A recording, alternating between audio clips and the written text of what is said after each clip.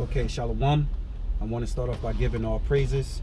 Let me say Barakatah Yahweh, Barakatah Yahweh Shai, Barakatah Yahweh, Barakatah Yahweh Shai, Barakatah Yahweh, Barakatah Yahweh Shai, Kol Halala Yahweh, Bahashem Yahweh Shai, Bahashem Racha Kodash. Double honors to my apostles and elder bishops here in Great Millstone who rule well.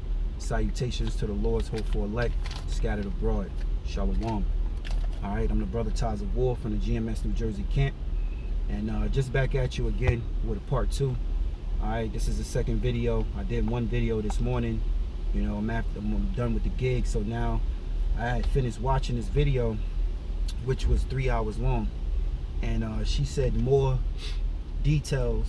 She spoke in more detail in this video that, truly edifies the scriptures, which is the Bible. All right, the word of Yahweh Ba'Shem Yahweh Shai. And for brothers, which we already know, all right, because we have the vision to see the water Yahweh Ba'Shem Yahweh Shai, I advise brothers to watch this video. I'll leave a link if I don't forget, Lord willing. Her name is let me make sure. Oh, Annie Jacobson. And man, I don't know if you've seen this video already, because this video is about a year old, but she goes in, man, and little do she know, she wrote a book, and her book is based off a scenario, real life, realistic scenario for what information she got from the experts, having interviews with certain men, that's a part of this nuclear bomb, okay, or nuclear missiles, I should say. So this is basically a part 2. If you saw the first video, this is part 2. I wanted to come back again because she said a lot. I snapshot some of the screen, well, some of the talking points I want to actually play. All right, because this is a 3 hour and 49-minute video. All right, so without further ado, let me play the video. Strike with a 1 megaton thermonuclear weapon against Washington, D.C. that I describe, it kills 2 million people, Sean. Mm-hmm. That never mind that the things are about to really take off. It destroys the beating heart of American governance. That is like, the response is 82 nuclear weapons. The damage limitation responsibility, because all the military stratcom is thinking at that point is you're gonna let another nuke come in. And so the 82, we learn from the scientists and the analysts who have spent a lot of time looking at this, is how to limit the damage. 82 nuclear weapons could possibly take out, not just like turn the entire country into a furnace, but obliterate their nuclear command and control, their ability to launch more nuclear weapons. That's why that is set up that way. Man, I would think 82 nuclear missiles I would think the flash alone would be enough to wipe out the entire country. It would kill tens of millions of people, not a question. But and the book was read after it was written, before it went into production and publication, by many of my sources, and by people who actually were not my sources, but who ran these scenarios for NORAD. Generals, I'm talking about. People who were not in the book, so they didn't have a horse in the race that they could say to me, you're wrong about this, this is too... And there were some tweaks that I did, but that was not one of them. No one said, that's too many. We wouldn't do that. How many, do you have any idea how many nuclear weapons we have? How many? So, I'm ready for launch. Now listen to this. Now I remember years ago, there was a lot of men, scoffers. One brother in particular that fell out of the body, of Great Millstone. Brother from, I guess the cat from New York, fell out of New York camp. And I know you brothers in New York know exactly who he is. He mentioned that nuclear missiles wasn't even real. How foolish. And now here it is, as the scriptures tell us, which I want to get that precept and Revelations, proves what this woman goes into. She has no reason to lie. and she goes into some good details, man. All right, about everything. You can really learn from this video here, a little bit more in the inside, So let's continue in this video, and I'll grab a scripture. Salaki. Status, meaning they're forward deployed, meaning they can be launched in seconds or minutes from the president's order. Seconds or minutes. We have 1,770. 1,000. The numbers change a little. 1,770 from the U.S. All right. Now listen. Bit every year. Nuclear warheads. Russia has 1,674. All right. That says nothing about the thousands more in storage that we have ready to, that could be pulled out. So we have. So you hear that? Because when the scriptures go into it, all right. Matter of fact, Salaki. Bear with me 1 second. All right. When the scriptures go into it, which I want to get real quick. This is Revelations 9:13. It says, "And the sixth angel sounded, and I heard a voice from the four horns of the golden altar which is before the Most High." It says, saying to the sixth angel which had the trumpet, "Loose the four angels which are bound in the great river Euphrates." It says, "And the four angels were loose, which were prepared for an hour and a day and a month and a year, for to slay the third part of men." All right, which the third part of men is Esau, Edom. Okay, just real quick, right? Let me hit the point. Revelations 9:16. It says, "And the number of the army of the horsemen were 200,000, and I heard the number of them." All right, which is talking about the nuclear warheads, the bite. All right, it's the bite, the warhead that does the destruction. So listen to what she's talking about. The man asked her, "How many nuclear warheads do we have?" All right, and she mentioned about America, she mentioned about Russia, and not even counting the ones that was made, what she said, back in like did she say the 50s or something like that? Let me wind it back. Let me wind that part back.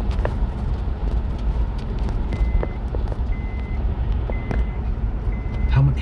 Do you have any idea how many nuclear weapons we have? How many? So, on ready for launch status, meaning they're forward deployed, meaning they can be launched in seconds or minutes from the president's order. Seconds or minutes. We have 1,770. The numbers change a little bit every year. Russia has 1,674. That says nothing about the thousands more in storage that we have ready to, that could be pulled out. So we have approximately 5,000 each. 674. That says nothing about the thousands more in storage that we have ready to, that could be pulled out. So we have approximately 5,000 each. Why do we need that many nuclear weapons? You must be asking yourself. We need that many because they have that many. And they need that many because we have that many. And guess what the number was at the all-time high, which was in 1986. 10,000. 70,000. 70,000? Wow.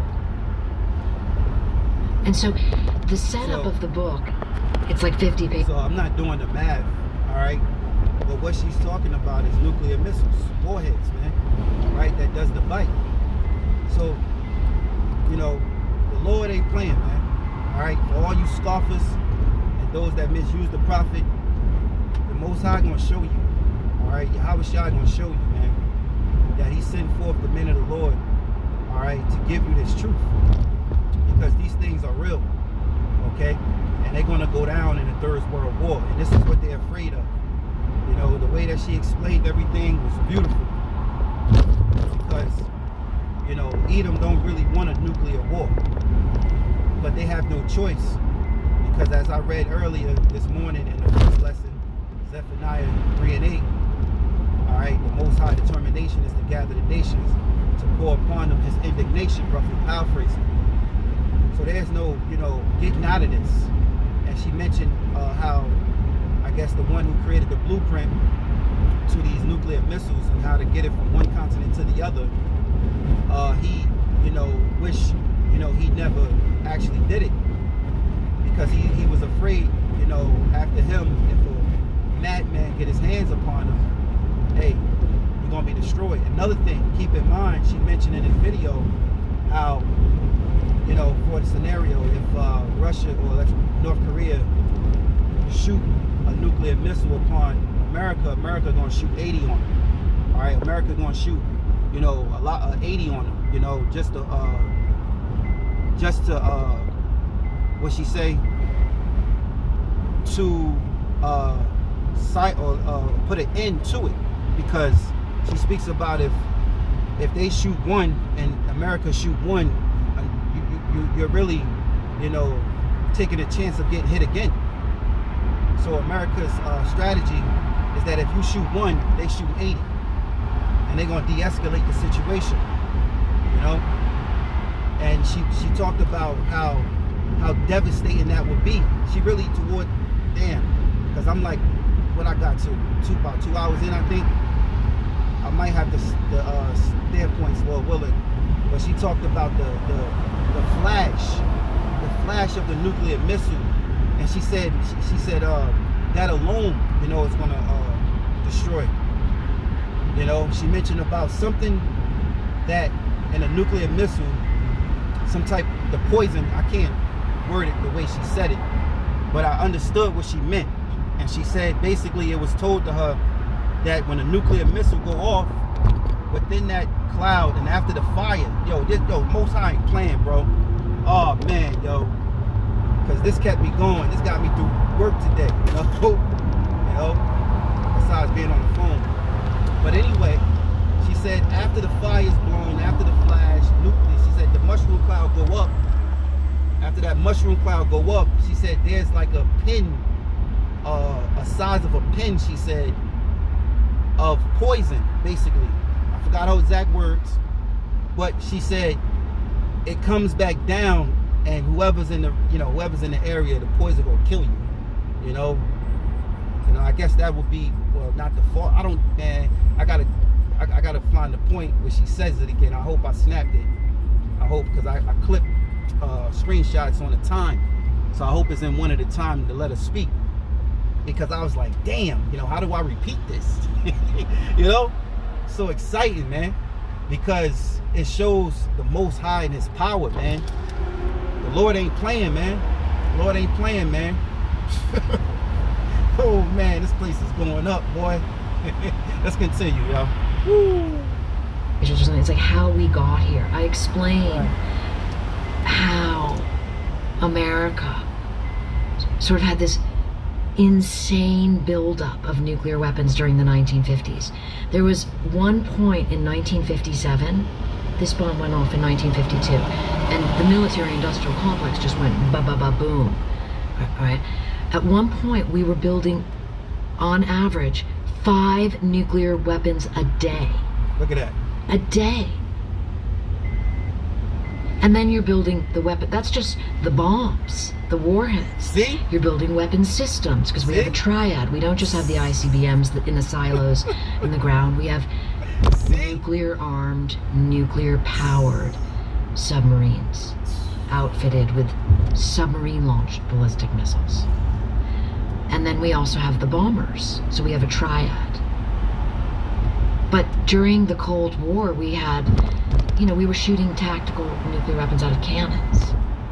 Billy Wall was halo jumping a hand-carried portable nuclear weapon out of an airplane in case we needed to use it on the battlefield. How do you, I know you don't like to give your opinion, and if you don't want to, that's okay. How do you feel about having, like, 1,000, what did you say, 1,160? 1,770 us. 1,770. Yeah. How do you think we need that?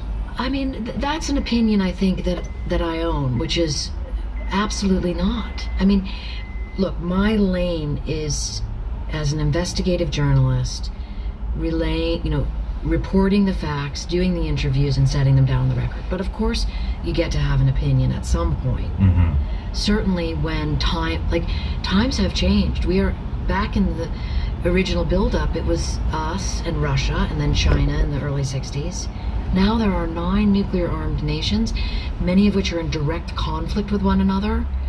All of the new technology, artificial intelligence, this is crazy. It's like the United Nations Secretary General recently said we are one misunderstanding, one miscalculation away from nuclear Armageddon. And he said we must reverse course, and we must. So I was in Brussels talking about my book because people were interested in it. What I learned is because they said to me, and these are disarmament groups, right? They said to me, your book condenses in a really dramatic, terrifying way what we have been trying to convey to world leaders for decades with a lot of information. You just shh. And what we're trying to convey is this is madness. So the progress is that we've gone from 70,000 nuclear warheads to there are a total of approximately 12,500 today amongst the 9 nuclear-armed nations. The disarmament people will tell you that's 12,500 too many. The United Nations recently created a treaty called, I'm going to mess this up, the IPTNW, the International Treaty on the Prohibition of Nuclear Weapons. And their idea is that gradually nations should begin to reduce their arsenals down to 0. Gradually. That ain't happening. And so the opinion I would have, which seems like a responsible journalist, but that sounds like a really good idea, and the word gradual is important because, okay, so we've been talking about the horrors of nuclear war, but you can also talk to proponents of deterrence, as I do, who will tell you we must have a nuclear arsenal because the bad guys do. That's where I would fall. Right? And I'm gonna skip it to an hour 50.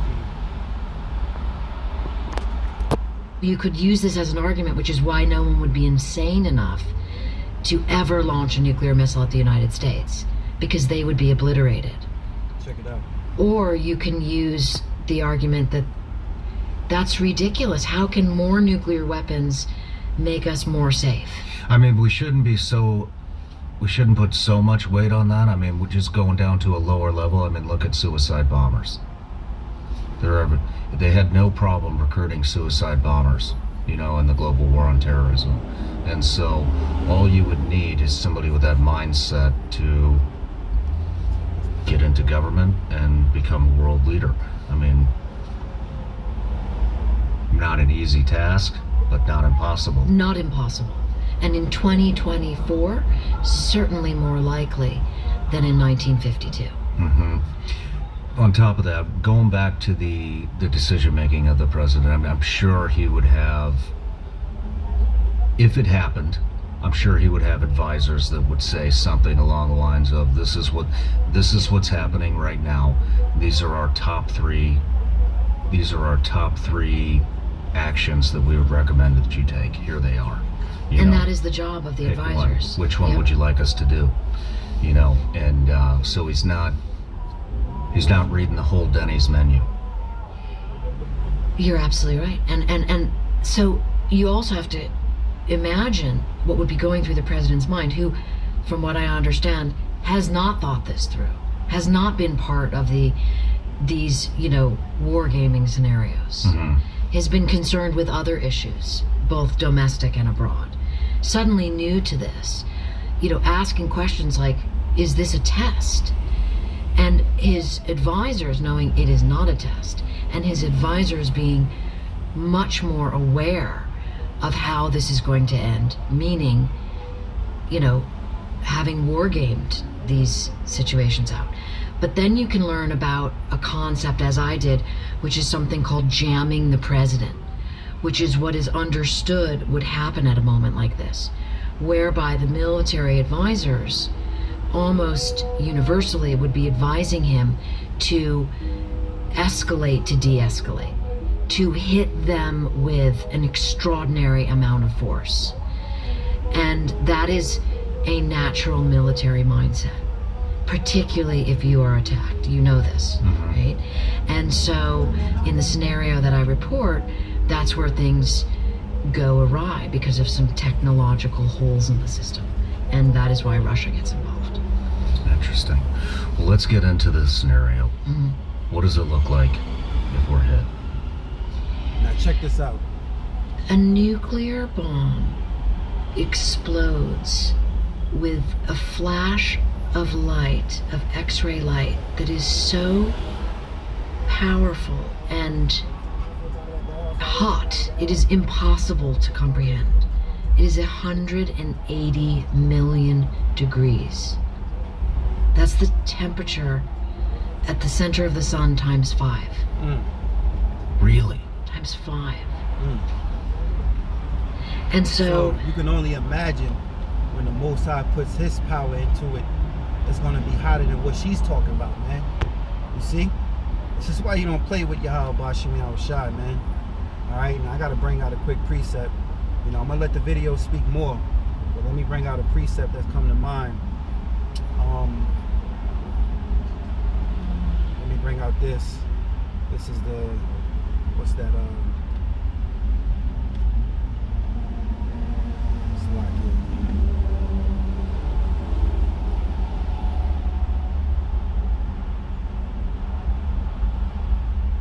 What's that? Yeah. All right, this is the book of Amos, chapter 5.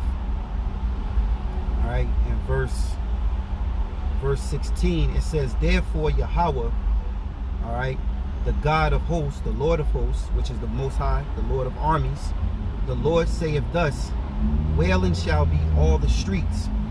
It says, "And they shall say in all the highways, at last, at last. And they shall call the husbandman to mourning, and such as are skillful of lamentation to wailing."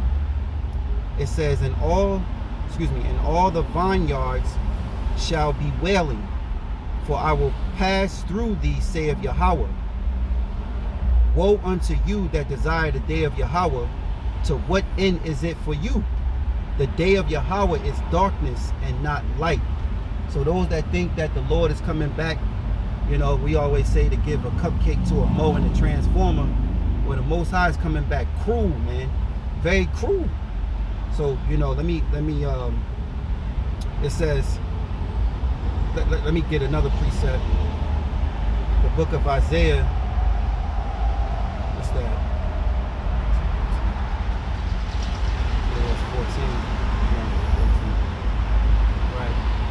Book of Isaiah, chapter 13 and 9. "Behold, the day of Yahweh cometh cruel, both with wrath and fierce anger, to lay the land desolate, and he shall destroy the sinners thereof out of it." So the Most High is coming cruel, man. Now, when you look that word cruel up, which I ain't gonna go into it, you should look it up. Matter of fact, I must. I want to try to hurry up because I'm driving, so bear with me, brothers. Just multitasking, you know, dealing with the heat and technology. You know, heat and technology don't mix, man, right? The word cruel is a Greek word. Strong's H 394. Achzari. Right, and it says cruel, terrible. All right, the Most High is going to deal with you terrible, and these thermonuclear fire is very terrible, man, very terrible, man. So let's get back to the video. The thermonuclear flash sets everything on fire. Depending on the size of the bomb, in the scenario that I write, it's 3 miles out. Is that a fact? Is that the biggest? Yes. That's not the biggest bomb, but that is a fact. And so, by the way, like, when I write about these horrific details about what happens to people in third-degree burns and wind ripping skin off people's faces, 9 miles out, limbs being ripped off, the sucking motion that happens, the blast wave that's Right. like a bulldozer, the buildings that come down, Hey, what the scriptures say, because she watched the prophets in the minute of the Lord. All right, he said, "Thou eyes shall melt, and thou sockets, man, thou tongue shall melt in your mouth." Ooh, 2 Peter 3. All right, I'm not gonna get it. Wish I could, but 2 Peter 3, and 9. In fact, let me see. I kind of know it by heart too. Let me just pull that up. 2 Peter 3. Right? This is the book of 2 Peter, chapter 3, verse 11. Oh, 3 and 10. It says, "But the day of the Lord will come as a thief in the night." It says, "In which the heavens shall pass away with a great noise, and the elements shall melt with fervent heat. The earth also and the works that are therein shall be burned up." And how is that so? Through the thermonuclear fire, man. That's what we've been prophesizing. My apostles here in Great Millstone have been prophesizing for many years now. And us brothers on that ladder, because we, come into other men's labors, and we carry the torch that was given to us through Yahweh Bashem Yahushua and his mighty men. All right? By prophesizing this for years, it's now, being more evident. We're in the beginning of World War III. Right? Wars just don't, start and end overnight. The nation, the Lord, like I said in the last lesson this morning, the Most High is brewing. All right? But still, he has to hold off to this war because other prophecies got to be fulfilled, like the MOTB, which is the micro C-hip. All right? Revelations 13:16, I'll say it again because I quoted in the last lesson, so I'll say it again. He calls of all, both small and great, rich and poor, free and bond, to receive a mark in his right hand or on his forehead, and that no man might buy or sell save he that had the mark. So ain't no man gonna be able to buy or sell unless he take that MOTB, which is the micro C-hip, aka microchip. You already see it in your forehead through the Neuralink. So these prophecies got to come to pass, all right? But the Lord is brewing, all right? The fire is lit, man. The Lord's determination. So, what else we got? No, that's the point. So let's continue. Write all those details. Those are not out of Annie Jacobson's imagination. Those are sourced from a primary document called The Effects of Nuclear Weapons, Right. which is a 600 and some odd page book. It's also called Army Pamphlet number 50-9, if I'm remembering correctly. And that began the Hiroshima and Nagasaki bombings. The effects of nuclear weapons on buildings and people.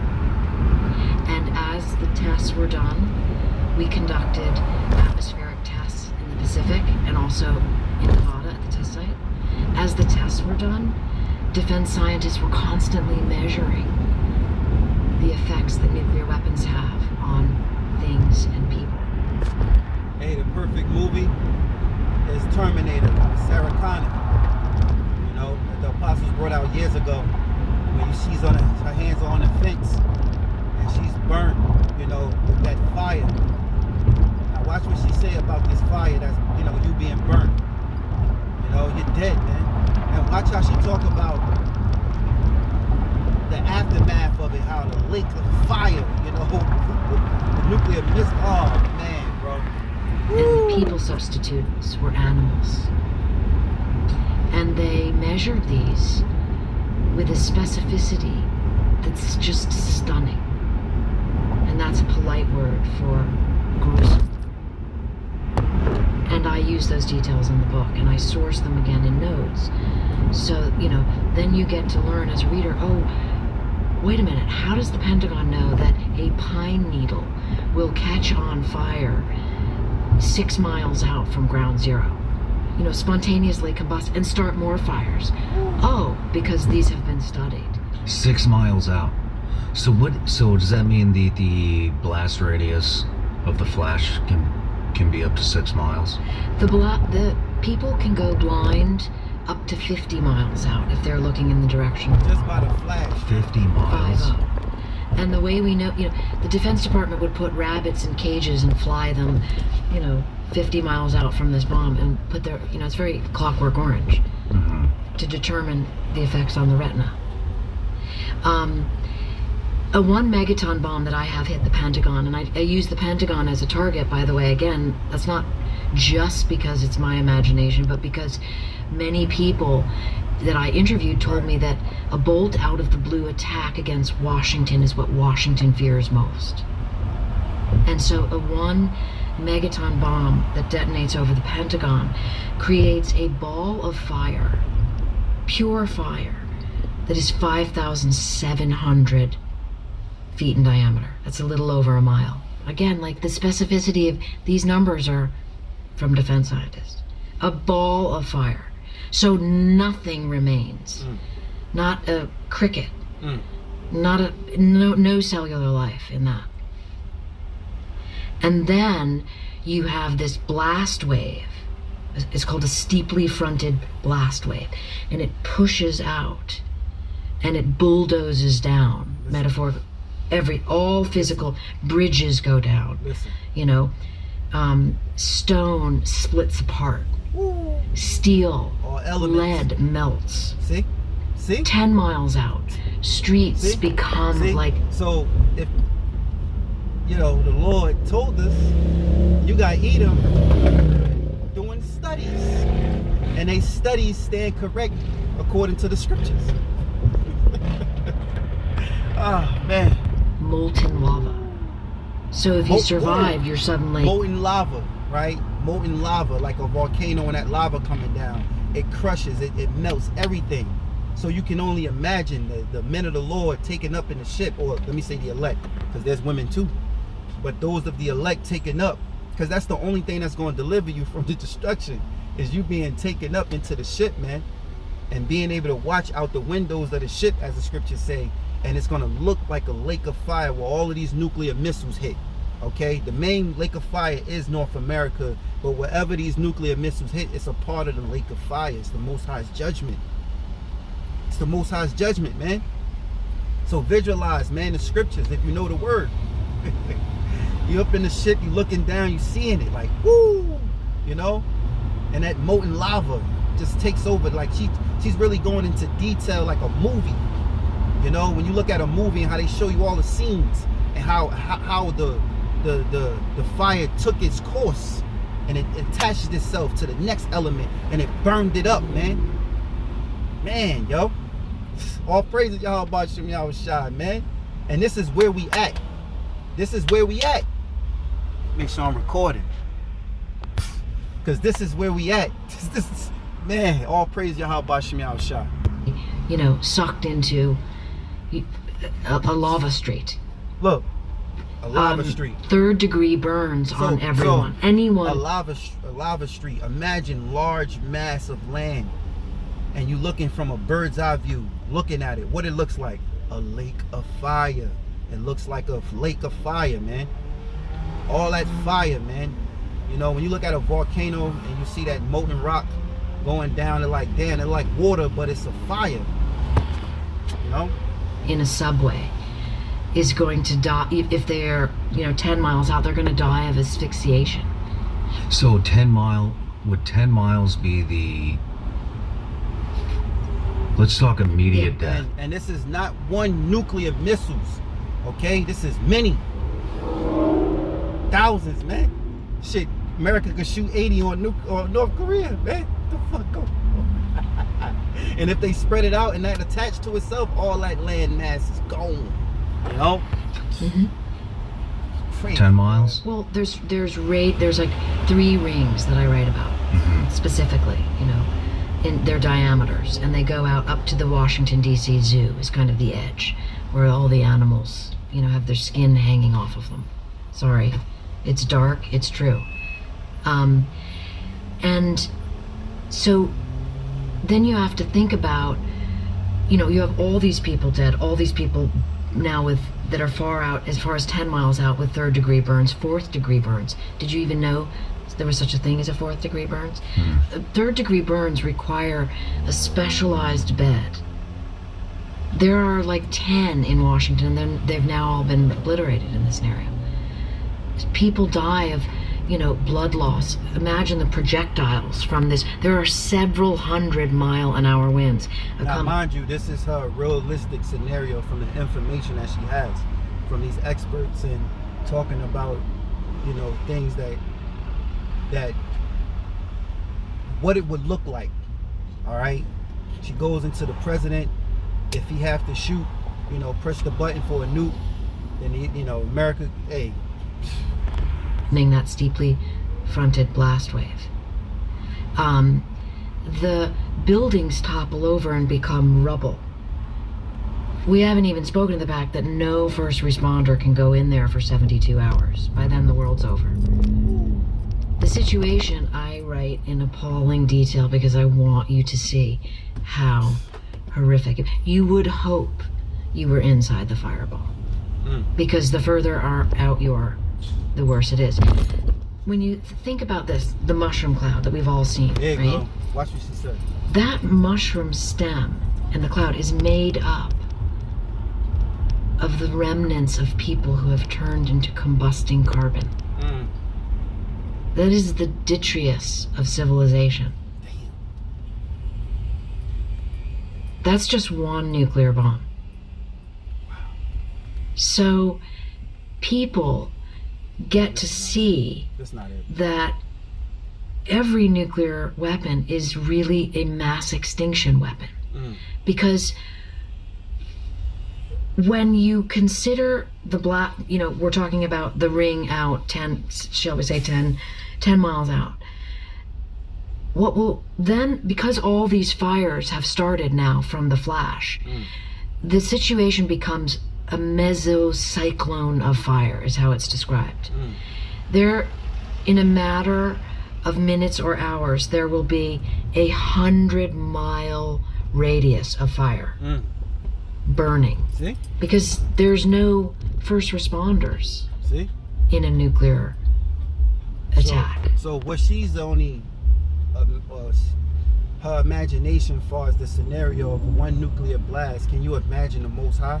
We all, hey, us of the hopeful elect, we know that the Most High is very dramatic, and how the end, scriptures say everything has an end, but the end is manifest. You know, hey, the Most High is going to really be very dramatic in these latter days when it comes to this nuclear destruction. You know, so you know she's imagining as what the Lord have given her to understand as far as their studies and the information she has dealing with the nuclear missile. So now just think about the Heavenly Father putting his spirit on things and him taking over these missiles, man, and making that blast even more, plus the fire from the chariots of Yahweh, which the angels ride in those vehicles, which the world calls UFOs, man, because they gonna be getting down. All right, so you know, in this video, you know, it's for those of the hopeful elect. You know, you scoffers could keep scoffing the way you do. Hey, it's your choice. It's you. It's on you. But for us of the hopeful elect, you know, this should boost your faith, and knowing that, you know, the word is coming to pass. You know, as we get closer and closer toward the end, everything is just evident. It's just dead smack in your face. It's like, it's, you know, they used to say conspiracy, you know, or whatever. We conspiracy theorists, as the guy, you know, Nate Satan from IUIC called us, and now look at him. You know, he gonna have to change the tune and remix his doctrine, you know, so that he can act like he was teaching the truth. You know, when it comes to prophecy, he's teaching the truth, telling that with the Israelites. But when it comes to prophecy, man, he's way off. You know, he's lying about the micro C hip. Now he got to remix it a little bit to try to patch himself up. So they can't say they never said it was the microchip. But you've been got, man. Because it's June. Well, it's past June. We in July now. It's July. And you alive. Alright? So, let me play a little bit more, then I'm going to skip to one more talking point that I had thought was interesting. I learned this from Obama's FEMA director, a guy called Craig Fugate, who did all these on-the-record interviews with me and described to me how horrific a nuclear war was. He was so candid. I went back, are you sure you said this, and this? It's quoted in the book, you know, that he said that FEMA does something called population protection planning. So earthquakes, floods, hurricanes, when these happen, FEMA's at the ready to help the people. Population protection planning. And Fugate said to me, after a nuclear strike, there is no population protection planning because everyone will be dead. That's right. You're on your own. I said, what do you suggest people do? And he said, hope that you stocked Pedialyte and don't forget your morals. Well, that's, you know, from guys who think that they can survive, you know, because they know you can't survive it. But if you would, right, even though you won't, you know, especially those that's here in the land of North America, aka Babylon the Great, the mother of harlots, you're gonna be done. And if those that, you know, doomsday prep, you know, you got your bunkers, you ain't gonna survive neither. All right, the Most High is gonna rip open this land, man. He's gonna till the earth. You know, if you know, I remember with my pops years ago being down south, North Carolina, and being in the backyard. Used to help him with gardening, and he used to give me the fork to till the, you know, rake the dirt, you know. And I used to ask him, why am I doing this? He's like, because when you rake the dirt up with that fork, right, it brings up the good dirt, you know. And I was just hacking, making lines and shit, tearing all that dirt up, you know. And when I looked at it, I said, oh, the dirt do look better, you know. The richness of the dirt come up. And now he's able to plant a garden and plant, you know, vegetables and things like that. And he did, you know. So you can only imagine. The Most High said it's going to turn it to like, it's going to be a wilderness, man. You know, it's going to be like a wilderness. Now, the Lord also mentioned how he said, you know, for anyone that shall live ungodly, roughly paraphrasing, it shall be like what? Sodom and Gomorrah. That's in the book of Jude. Let me see if I can pull that up real quick.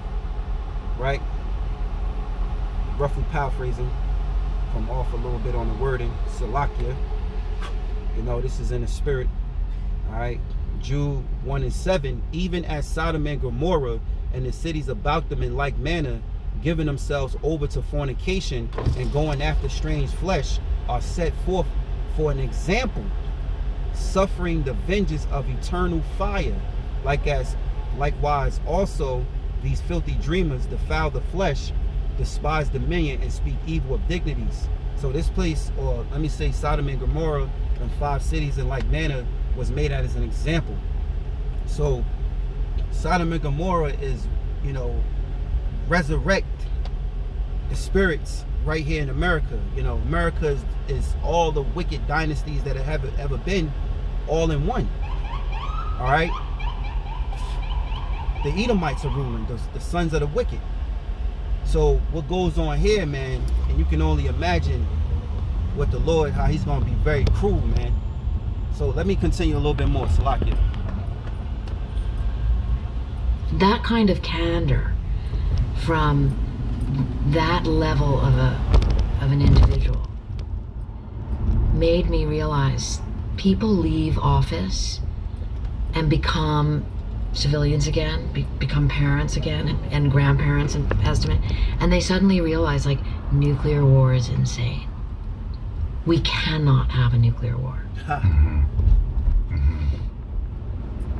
What do you, if you talk? Okay, so let me speed this up. Talk to any of your sources about likely target.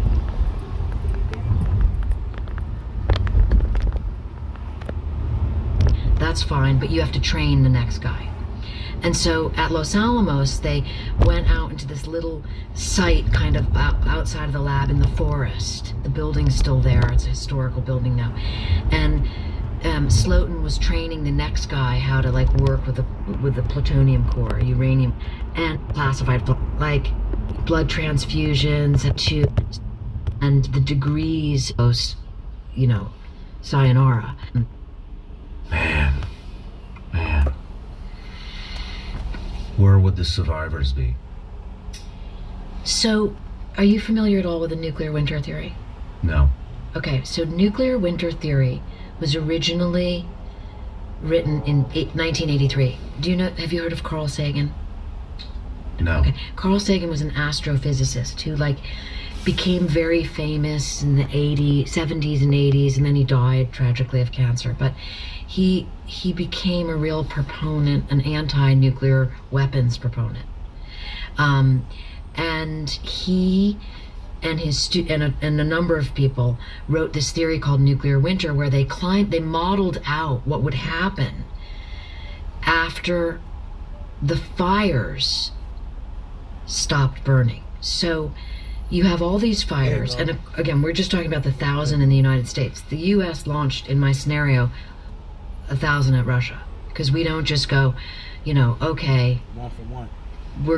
We're all gonna die, so we're just gonna let all of you guys live. No. We launch, and for reasons why I take you through that. So you have 2,000, 3,000 nuclear weapons that have gone off, and the modeling on that suggests that after all the fires stop burning, and this is state-of-the-art climate modeling, updated since the 1983 nuclear winter theory. So this is still the nuclear winter theory, but now with the technology, instead of scientists doing, calculations on paper with old computers, these are really advanced computer systems confirming all of this. The fires will loft into the air 330 billion pounds of soot. Goes up into the troposphere and blocks out the sun. 70% of the sun's rays disappear. And so, hence nuclear winter. Suddenly, in places across the mid-latitudes of the globe, you have all bodies of water, freshwater bodies, become ice. The ice at the Arctic Circle doubles. You have a temperature drop around the Earth between 27 and 40 degrees. Whoa. Wow. Places like Iowa and Ukraine, bread baskets of the world, they become frozen for 8, 9, 10 years. Agriculture fails. So now you have people, any survivors, Ain't no survivors. who are, malnourished, suffering from radiation poisoning. Everyone who they know is dead, fighting over a tiny amount of resources. When the sun returns, you think the sun's back out, but the ozone layer has been destroyed, so the sun will give you radiation poisoning, so people have to live underground. And this interesting This is where Edom, his surviving, thinking, as a man, why they have doomsday bunkers, the elite, because they know that it's nuclear missiles out here, right? Edom in control. What you think gonna happen? So these elite got these bunkers that they know at the end they're gonna hide. They're gonna want to hide, and get on the grounds and go in the mountains, hide in a mountain somewhere that's carved in with all the resources, and they think they're gonna survive. They got all the smart guys, smart people. Yo, my shot gonna dig you niggas out of that dirt, boy. Oh man. But this is the scenario of man and what she believes with her expert opinion. She's just trying to give you the realistic way, all right, of what would happen. All right, so let's continue. Detail I found was shared with me was that the small-bodied animals, the sort of insects, they can bounce back faster, and they will reproduce faster than large-bodied animals like you and me. And so you have pathogens, you have plague, you have like all these horrific, plagues that come with insects, an abundance of insects, never mind all the 5 billion people who died. I mean, at some point their bodies thaw out. Think about that. That's like dark beyond dark. So one of the original authors. So this is like a TV series when they show you, I think, like the movie 100. Not in every detail of the series, but after a nuclear fallout, and then they have to hide, the air is bad, and then when they want to touch, this is just a series that you be watching, and then all of a sudden they show you how they want to get back to Earth, but then the animals took over the land and everything, and they're fighting against plagues, they're fighting against the animals, they're bigger now, and they outnumber people become a prey to these animals. But see, the Lord said that this place would be a wilderness. Now, I was going to get the scripture, but I'm just trying to play this video quickly. You brothers know the scriptures. I'll appreciate if you put it in the comment board below. I just want to get through this because the video is pretty long now. Of the nuclear winter theory is a guy called Professor Brian Toon, and I interviewed him for the book.